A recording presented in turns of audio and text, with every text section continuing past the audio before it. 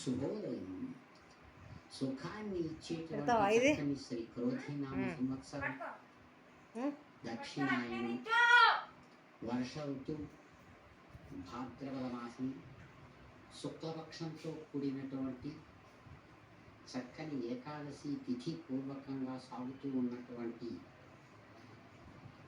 స్థిరవాసరం చక్కని శనివారం నాడు అదిగో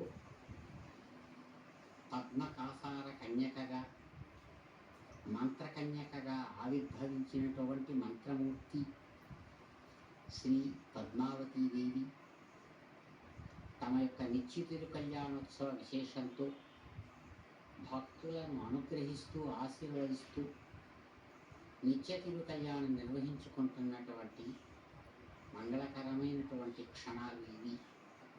అదిగో మాతృమూర్తి తన యొక్క జన్మస్వరూపమైనటువంటి తామర మొగ్గలతో చక్కగా ఏర్పరచబడినటువంటి శ్రేష్టమైనటువంటి కళ్యాణ గజపుష్పమాలను తాను ధరించినటువంటిది.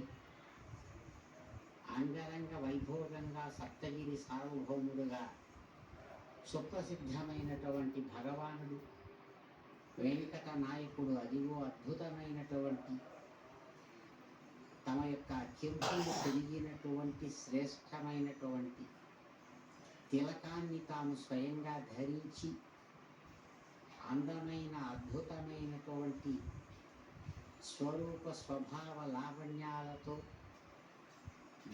బంగారుమయమైనటువంటి కాంతివంతమైనటువంటి తలపాగాతో కూడిన చక్కని